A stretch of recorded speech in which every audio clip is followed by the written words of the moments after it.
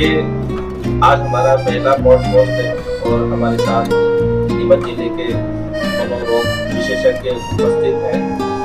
Covid के बाद मनोरोगों में वृद्धि हुई है और इस कारण से इस विषय पर चर्चा करना अत्यंत आवश्यक हो गया है। नीमच जिले में बढ़ती आत्महत्याएं मनोरोगों के कारण इस विषय पर चर्चा करने के लिए हमारे साथ आमंत्रित हैं doctor Krishna Kumar carpenter. Doctor साहब नमस्कार, अपना पूरा परिचय दीजिए ताकि दर्शकों तक पूरा संदेश सुव्यवस्थित रूप से पहुंच सके। मेरा नाम डॉक्टर कृष्ण कुमार कारपेंटर है। मैं वीरेंद्र कुमार सकलेचा शासकीय चिकित्सा महाविद्यालय सहायक प्राध्यापक के पद पर कार्यरत हूँ।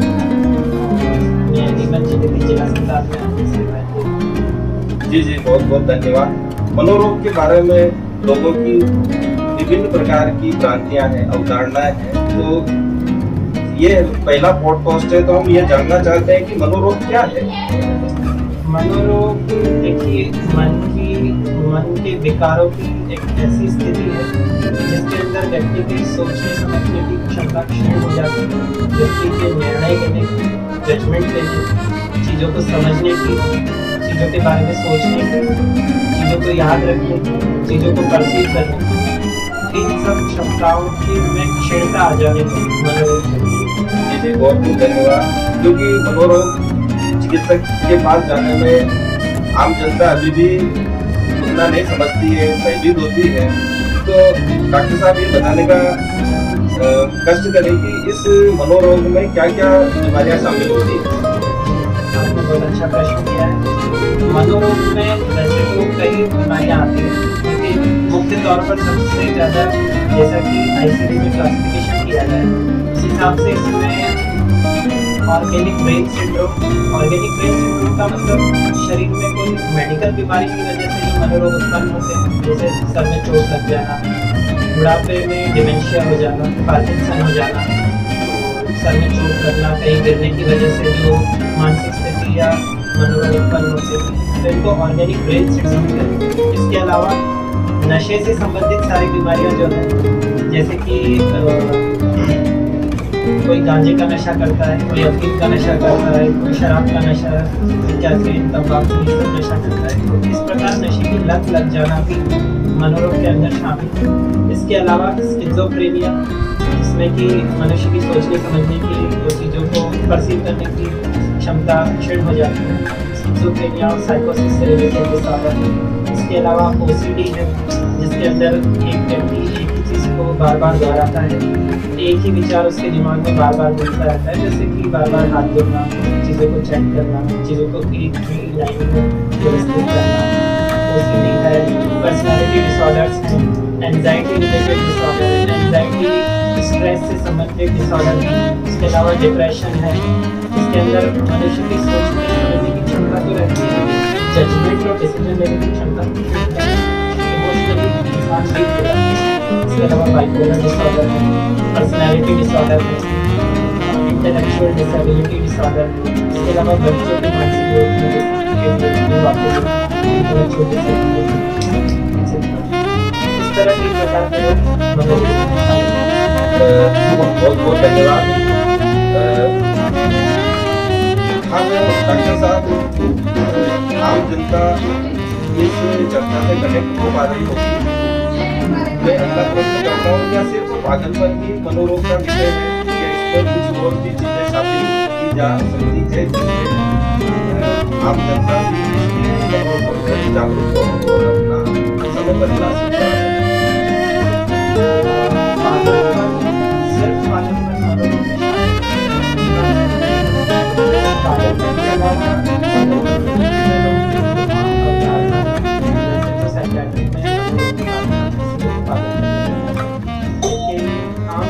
जो लोगों में धारणा है उसमें मुख्यतः बाइपोलर डिसऑर्डर, साइकोसिस, स्किज़ोफ्रेनिया ये वाले डिसऑर्डर्स शामिल होते हैं। इसके अलावा जो मेजर डिसऑर्डर्स हैं, जैसे नशा की लत में पड़ जाना, ये भी मनोरोग के अंदर आते हैं। जैसे कि डिप्रेशन है, अवसाद है, वो भी मनोरोग के अंदर आते हैं, जिसके अंदर व्यक्ति के सोचने समझने की क्षमता वैसी की वैसी बनी रहती है। और इसके अलावा एंजाइटी डिसऑर्डर है, स्ट्रेस रिलेटेड डिसऑर्डर है, एडजस्टमेंट डिसऑर्डर है, पर्सनैलिटी डिसऑर्डर है। इन सब के अंदर मनुष्य मतलब इंसान की सोचने समझने की वैसी वैसी क्षमता रहेगी। आमतौर पर इनमें से कई लोग तो अपनी दैनिक जीवनचर्या को भी वैसे का वैसा ही पूरा कर लेते हैं नॉर्मल तरीके से। तो इस तरह कई ऐसे डिसऑर्डर हैं जो पागलपन के अलावा भी मनोरोगों में शामिल हैं। जी जी, बहुत बहुत धन्यवाद। जीवन जीने में मनोरोग बढ़ रहा है, आत्महत्याएं बढ़ रही है, इसका क्या कारण है, इसका क्या समाधान है? नीमच जिले में पूरे देश में आत्महत्याएं की, पूरी दुनिया में आत्महत्या की घटनाएं कोविड के बाद से काफी बढ़ी हैं। इसका मुख्य कारण तो जैसे आजकल के युवा वर्ग में सबसे ज्यादा जो हम देख रहे हैं आत्महत्या की घटनाएं, स्ट्रेस को टॉलरेट करने की, स्ट्रेस को झेलने की जो उनकी क्षमता है उसमें काफी कमी आई है। पुराने जमाने में कई लोग जैसे स्ट्रेस को टॉलरेट कर लेते थे, बड़े से बड़ी टेंशन को, बड़े से बड़े तनाव को झेल कर वो आगे बढ़ जाते थे। लेकिन आज ऐसा हो गया है कि छोटा सा भी अगर स्ट्रेस आता है तो बच्चे या फिर युवा वर्ग आत्महत्या कर लेते हैं। इसमें सबसे प्रमुख कारण है कि आज का जो कल्चर होता जा रहा है, इसमें कि हमें मोबाइल यूज़ को भी और सोशल मीडिया के यूज़ को भी जिम्मेदार ठहराऊंगा। जैसे कि रील्स देखते हैं हम, शॉर्ट्स देखते हैं, इसमें बहुत जल्दी स्क्रॉल करने की वजह से हमारा जो अटेंशन स्पैन है, हमारा जो पेशेंस का लेवल है वो कम होता जा रहा है, क्योंकि हम बहुत जल्दी स्क्रॉल करते हैं। उस हिसाब से जैसे थोड़ा सा भी स्ट्रेस आता है तो आजकल का जो युवा वर्ग की पीढ़ी है वो आगे पीछे का कुछ न सोच के तुरंत गलत कदम उठा लेते हैं। इसके अलावा पेरेंट्स की जो अपब्रिंगिंग मतलब जो पालन पोषण माँ बाप करते हैं बच्चों को, तो वो बच्चों को स्ट्रेस झेलना या विकट परिस्थितियों में का सामना कैसे किया जाता है ये सब सिखाने में वो समर्थ नहीं है। इसकी वजह से ऐसे बहुत सारे कारण आपस में मिलकर अपने आसपास का बैकग्राउंड भी है, कुछ जेनेटिक कंडीशंस भी होती है, ये सब मिलाकर आजकल जो स्ट्रेस का लेवल बढ़ गया है, क्षमता में कमी आई है, वो सब आत्महत्या के लिए जिम्मेदार है। मनोरोगों के प्रति भारत के और अभी तो नीमच जिले के लोग कितने अवेयरनेस हुए हैं, जागरूक हुए हैं, इसके बारे में बताएंगे? मनोरोग के प्रति नीमच जिले में जागरूकता है। हमने इसके लिए हेल्पलाइन चालू की है, माँ का नाम दिया है,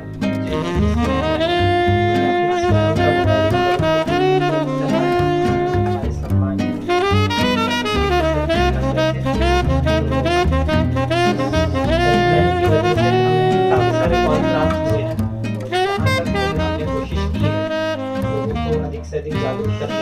इसके अलावा हम कैंप भी करते हैं, कई नीमच जिले में भी करते हैं और आसपास की जगहों में भी कैंप करते हैं। तो हम जागरूकता फैलाने का काम कर रहे हैं। इसके अलावा जो सोशल मीडिया है, फेसबुक है, इंस्टाग्राम है, इसके द्वारा भी हम काफ़ी कोशिश करते हैं कि अधिक से अधिक जागरूकता फैले लोगों के बीच में।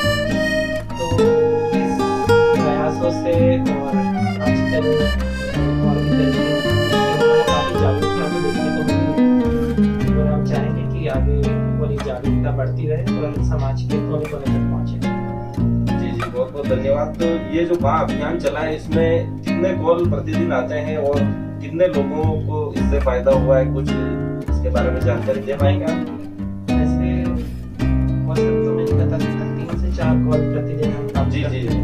इसके अलावा एक टेलीमानस हेल्पलाइन नंबर भी है जो कि मध्य प्रदेश शासन की ओर से चालू है। उस टेलीमानस हेल्पलाइन पर भी कई सारे कॉल प्रतिदिन प्राप्त होते हैं और इसके प्रति जागरूकता हमने काफी बढ़ाने का काम किया और लोगों को इससे काफी फायदा भी पहुंचा। जी जी, मेरा एक प्रश्न है कि किन किन लोगों को तत्काल मनोरोग चिकित्सक से संपर्क करना चाहिए, क्योंकि बहुत सी बार लोगों को मालूम ही नहीं रहता है कि उनको क्या मानसिक रोग है, तनाव में रहते हैं, हेडेक रहता है और वो गोली खाकर, जैसे कि गांव में, शहरों में प्रचलन में पैरासीटामोल या दर्द निवारक गोली खाकर वो अपना कार्य करते रहते हैं और रोग बढ़ता रहता है। तो इससे क्या लक्षण व्यक्ति में आते हैं तो मनोरोग चिकित्सक से मिलना चाहिए? हम लोगों के प्रति यही सलाह है कि कैसी भी स्थिति उत्पन्न हो, किसी भी तरह का स्ट्रेस हो, किसी भी तरह का चिंता तनाव हो, तो वो उसे एक्सप्रेस करें, मतलब अपने आसपास के लोगों को, अपने घर वालों को, अपने दोस्तों को बताएं। अपनी समस्या के बारे में आसपास के लोगों से डिस्कस करें, और इससे क्या है कि लोगों को पता चलेगा और वो उसके लिए सूटेबल एक्शन ले पाएंगे। और जैसे कि आपने प्रश्न किया है कि किन किन लोगों को मनोरोग चिकित्सक की सलाह लेनी चाहिए, इसमें वैसे तो हर बीमारी के अलग अलग लक्षण होते हैं, लेकिन मोस्टली मनोरोगों की जो परिभाषा होती है उनमें हर जगह एक लाइन जुड़ी रहती है कि मतलब उसकी वजह से उसकी दैनिक जीवनचर्या, उसकी काम करने की क्षमता और समाज में उसका जो जीवन है, उसकी जो सोशल लाइफ है, उसकी जो ऑक्यूपेशनल लाइफ है और उसकी जो डेली लाइफ, इन तीनों में अगर इम्पेयरमेंट हो रहा है, इन तीनों में अगर गड़बड़ी हो रही है किसी भी स्ट्रेस या किसी भी बीमारी की वजह से, तो ऐसी स्थिति में चाहिए कि वो व्यक्ति मनोरोग चिकित्सक की सलाह ले। क्या एक सामान्य व्यक्ति को भी मनोरोग चिकित्सक से मिलना चाहिए? अगर मिलना चाहिए तो वर्ष में या किन समय काल में उनको मनोरोग चिकित्सक से संपर्क करना चाहिए? सामान्य व्यक्ति को किसी भी मनोरोग चिकित्सक से मिलना चाहिए, क्योंकि जो कोर सिम्टम्स होते हैं, अगर सामान्य व्यक्ति को एज सच तो कोई जरूरत नहीं है, लेकिन फिर भी कभी उसके आसपास के लोगों में या उसमें खुद ही में इस तरह के लक्षण आए तो अवेयरनेस के हिसाब से, साइको एजुकेशन के हिसाब से हम उसको मिलने के लिए बोल सकते हैं मनोरोग की जो दवाइयाँ डॉक्टर साहब बहुत लंबे समय तक चलती है, तो इसका कोई साइड इफेक्ट तो नहीं है, इसका कोई दुष्प्रभाव तो नहीं है? जी, मनोरोग की दवाइयाँ सारी मनोरोग में दवाइयाँ डिप्रेशन का फर्स्ट एपिसोड है, 5 से 6 महीने चला किसी भी बीमारी का फर्स्ट एपिसोड होता है, तो 6 से 1 वर्ष का ड्यूरेशन होता है। तो कुछ क्रॉनिक केसेस जो कि रेजिस्टेंट केसेस होते हैं, रिकरेंट केसेस होते हैं, जिसमें बार-बार एक बीमारी के लक्षण आ रहे हैं, या फिर रेजिस्टेंट केसेस हैं या फिर पुराने केसेस हैं किसी बीमारी के, तो उनमें हम लंबे समय तक दवाइयाँ चलाते हैं। साइड इफेक्ट्स दवाइयों के होते हैं, ऐसा नहीं है, हर दवाई का अपना साइड इफेक्ट होता है, लेकिन हम कोशिश करते हैं कि यदि किसी दवाई से साइड इफेक्ट आए तो उसे स्विच करके दूसरी सेफ मेडिसिन की तरफ उसको ले जाते हैं, ताकि उसका जो मेटाबॉलिक सिस्टम है वो वर्क करता रहे। हर दवाई के अपने अपने साइड इफेक्ट होते हैं। जब पेशेंट आता है तो हम मरीज को बताते हैं ये दवाई आपको चलाएंगे, इसमें ये साइड इफेक्ट होने की संभावना है। जी, बहुत बहुत धन्यवाद। इतनी चर्चा के बाद ये प्रश्न बाद में उठा है कि मनोरोगों का क्या क्या कारण होते हैं और उसको मनुष्य, सामान्य व्यक्ति कैसे पहचान सकता है कि मैं मनोरोगों से ग्रस्त हूँ? मनोरोगों के जैसे एग्जैक्टली कारण तो आज तक पता नहीं चले, लेकिन ऐसे बहुत सारे फैक्टर्स होते हैं जो कि मनोरोगों के लिए रिस्पॉन्सिबल होते हैं, जैसे कि जेनेटिक्स हो गया, जैसे किसी के घर में या किसी के वंश में स्किज़ोफ्रेनिया है, उसके आसपास के उसके first degree second degree relatives में उसके होने के चांसेस बढ़ जाते हैं। उसी तरह बाइपोलर के लिए भी, पर्सनालिटी डिसऑर्डर्स के लिए भी, तो जेनेटिक्स का रोल होता है मनोरोग के होने में। उसके अलावा अपब्रिंगिंग के पेरेंट्स के जैसा मैंने बताया, उसके अलावा एनवायरमेंटल फैक्टर्स होते हैं, आसपास के लोग कैसे हैं, आसपास का माहौल कैसा है, साइको एजुकेशन क्या है, एजुकेशन का स्तर क्या है, तो मतलब शिक्षा का स्तर भी इसमें काफ़ी भूमिका निभाता है। उसके अलावा सोशो इकोनॉमिक कंडीशंस, मतलब आर्थिक परिस्थितियाँ क्या है तो व्यक्ति के घर की। इसके अलावा सब्सटेंस है, जैसे कि नशे की लत है, तो ऐसे व्यक्तियों में मनोरोग होने के ज़्यादा चांसेस। ऐसे बहुत सारे कारण होते हैं, और जैसे आजकल की लाइफस्टाइल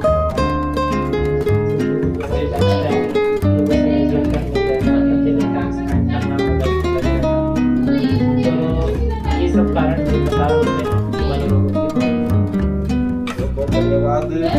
मेरा ये प्रश्न है कि जन्म से जो मानसिक रोगी होते हैं, क्या उनका उपचार संभव है या किस हद तक उनको हम ठीक कर सकते हैं ताकि वो सामान्य जीवन जी सके? जन्म से मानसिक रोग में जो कुछ एक सबसे गिनती के आते हैं, जैसे इंटेलेक्चुअल डिसेबिलिटी होती है, इसमें मंदबुद्धिता जिसको हम हिंदी में कहते हैं, तो कुछ मंदबुद्धिता ऐसे होती है जो कि पैदा होती है, अगर डायग्नोस कर ली गई तो कुछ हद तक जैसे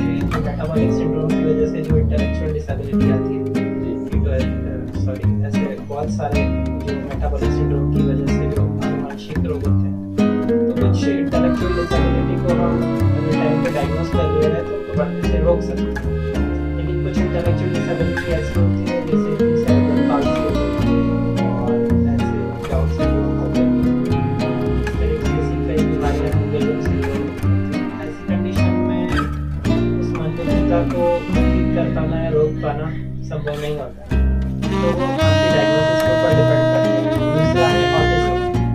ऑटिज्म भी जन्मजात होता है लेकिन उसके लक्षण आते हैं जब बच्चा थोड़ा बड़ा हो जाता है, तब वो बीमारी थोड़ी समझ में आती है। इन परिस्थितियों में हम बीमारियों की सीवियरिटी को कम तो कर सकते हैं लेकिन पूरा ठीक कर पाना उनको भी संभव नहीं होता है। तो वो डिपेंड करता है कि बीमारी क्या है। काफी अच्छी जानकारी दी है आपने।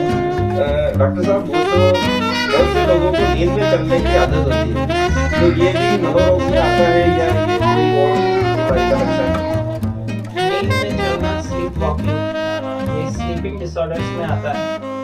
और स्लीपिंग डिसऑर्डर्स एज सच अपन मनोरोग में ही उनको गिन तो सकते हैं क्योंकि आईसीडी में इसका क्लासिफिकेशन किया गया है। जी। तो लेकिन ये बिल्कुल वैसे मनोरोग नहीं है जैसे हम बात कर रहे हैं। ये चीजें ठीक हो सकती हैं। अच्छा, क्या ये भी मनोरोग है और इसका उपचार संभव है? ये भी न्यूरोलॉजिकल डिसऑर्डर है। और ये न्यूरॉन्स में केमिकल्स की गड़बड़ी की वजह से ब्रेन के जो न्यूरॉन्स होते हैं उसमें केमिकल्स के बदलाव के कारण, ऊपर नीचे होने के कारण इसमें सिम्टम्स आते हैं मिर्गी के। ये मनोरोग नहीं, न्यूरोलॉजिकल डिसऑर्डर जी, जिसका उपचार संभव है। बहुत बहुत धन्यवाद। मनोरोग के प्रति आम जनता में जागरूकता लाने के लिए ये हमने पॉडकास्ट चालू किया है। ये पहला पॉडकास्ट है, इसमें एक सामान्य जानकारी मनोरोग के विषय में दी गई है जिससे आम जनता मनोरोगों के प्रति जागरूक हो। कोविड के बाद विभिन्न प्रकार के मानसिक विकार लोगों में बढ़ रहे हैं, इसलिए इसमें जागरूकता लाना अत्यंत आवश्यक है। इसलिए आज डॉक्टर साहब को आमंत्रित किया गया था, उन्होंने काफी अच्छी जानकारी दी। बहुत बहुत धन्यवाद।